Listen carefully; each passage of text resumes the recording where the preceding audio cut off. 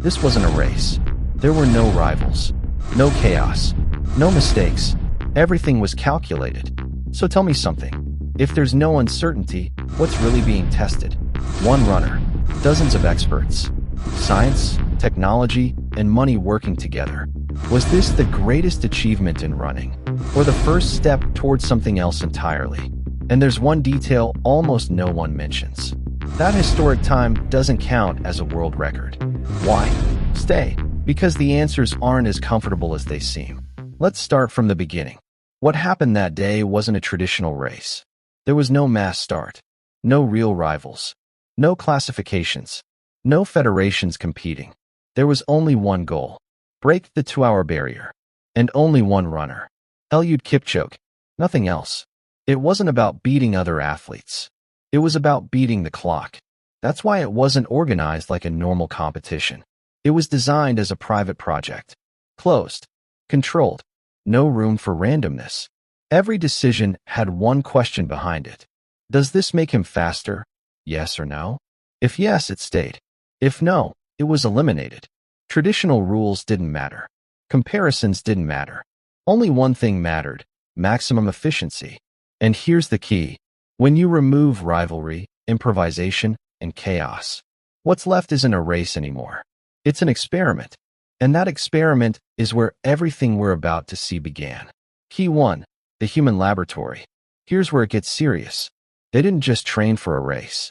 They built a perfect environment. Every week, every day, every session, nothing left to intuition. The pace was calculated second by second.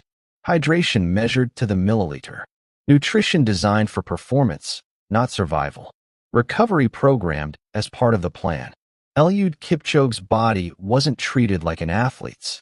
It was treated like a precision instrument.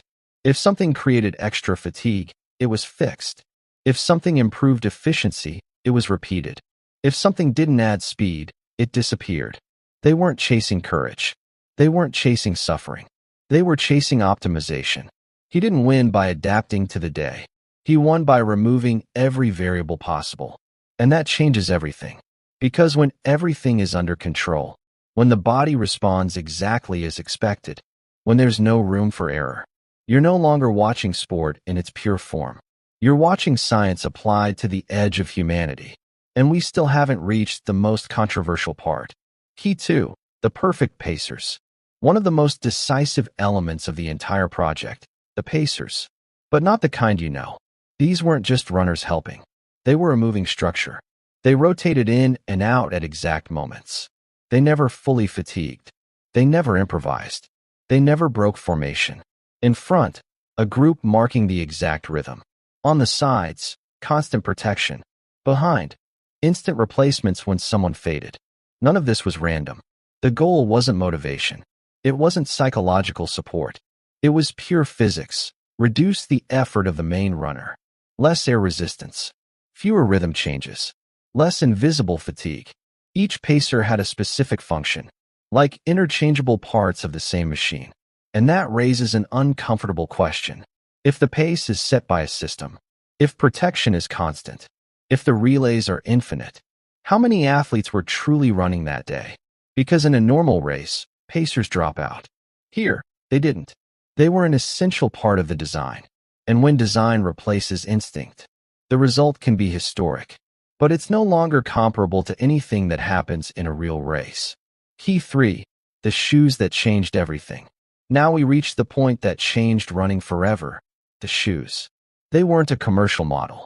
Not something you could buy. Not standard equipment. They were a prototype. Built only for that day. Tested again and again. Tailored to Kipchoge's exact stride. The sole wasn't made to last. It was made to return energy.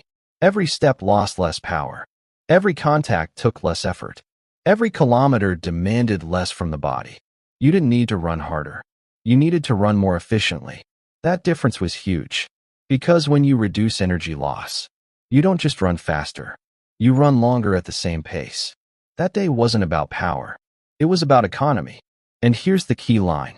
That day, it wasn't just an athlete running. It was technology itself. From that moment, nothing was the same.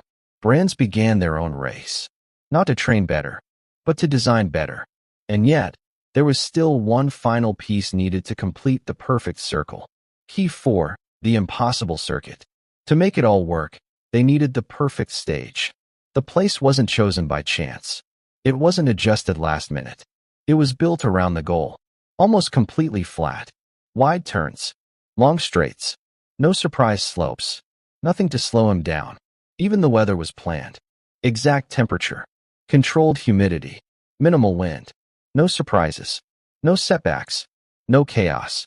And that's critical, because in real races, the environment decides everything. Not here. Here, the environment obeyed. It wasn't about adapting to conditions. It was about erasing them.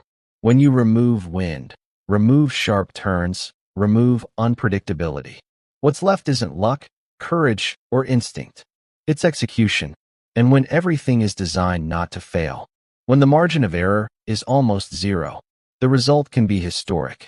But it leaves one question hanging in the air. Are we watching a human achievement, or a demonstration of what happens when you eliminate uncertainty from sport? Key 5, the record that doesn't count. And now the most uncomfortable truth. The time was historic, the impact global, the images unforgettable. But that result doesn't count as an official record. Not because the athlete wasn't capable, not because the effort wasn't real, but because the conditions weren't comparable. It wasn't an open race. There was no equal competition. It wasn't run under the same rules as everyone else. Everything was designed for one man, one day, one goal. And when you change the rules, the result can no longer be compared.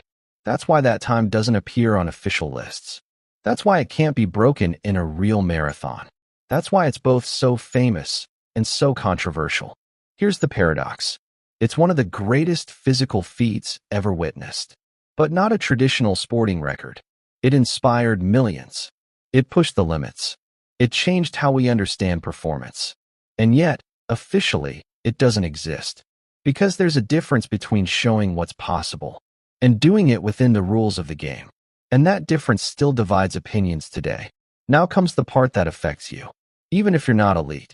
Because after that day, everything changed. Paces that once seemed impossible became normal. Training got harder. Comparisons became constant. Many runners stopped listening to themselves. They started chasing numbers, times, benchmarks born from a context that wasn't real for them. And that's the danger. Confusing inspiration with obligation. Confusing progress with pressure. Confusing human limits with limits optimized by perfect systems. The real message from that project wasn't, "This is what you should do." It was, "This is what can happen when everything aligns." It wasn't a template to copy. It was a demonstration. INEOS didn't set a new competitive standard. It showed how far humans can go when almost every barrier is removed. That can be inspiring if you understand it correctly.